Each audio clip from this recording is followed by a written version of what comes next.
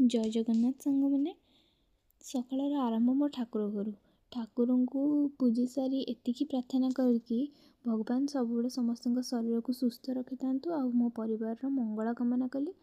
आउ ठाकुर पूजा सारी देखु ठाकुर पूजा सरला बेलू आसी बाहर देखे तो केते कुहुड़ी देखा जाउछि। समय आसी 9टा बाजिलानी हेले कुहुड़ी छाड़बार ना धरुनी।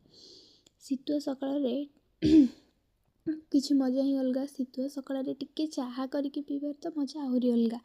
शीतुआ सकाळ किछि चाहा बसई टिके पीदेली। आउ सेठु आसी देखे तो बो एठी मुड़ी बाजुचंती।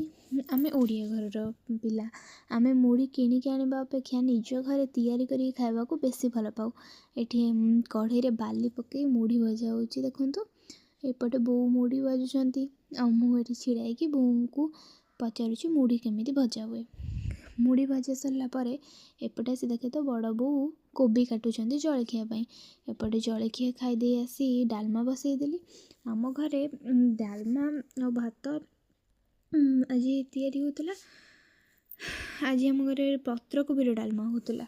पत्रकोबी डालमा आम घरे प्राय समस्त को भल लगे। एठी मसला मसली भी कषा सरलाणी पत्रकोबी डालमा पई। आउ एठी डालमा रो किछि आनिकी पकई दिया गला। देखी पारे ये आम डालमा रू किसी पकईकी पत्रकोबी डालमा चली आमर एटी। एबे हमर डालमा रोषेई पाखापाखि सरीबा उपरे कौन सरी ही गलानी। डालमा रोषेई कर सारा आज थिला जेहेतु शनिवार तो आज जेहेतु थिला शनिवार तो प्रति शनिवार मो माँ को पाखक जाए। यहाँ आम गाँव माँ नारायणी पीठ माँ को पाखे माँ को पाखक जावा पूर्व आम टे ओस्त गछ मूल दीप बुलाइबा आसु। प्रति शनिवार मु ओस्त गछ मूल दीप बुलाए। जेहेतु मुझे यहाँ प्रति शनिवार करे तो ए शनिवार भी आसिक ओस्त गछ मूल दीप बुलाई। ये आम माँ को पीठ।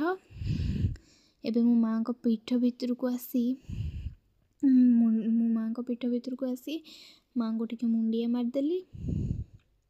आउ ये दीप भी बुलाई देली। जेहेतु अंधार होता से माँ को मुँह भलसे देखा जाऊनी।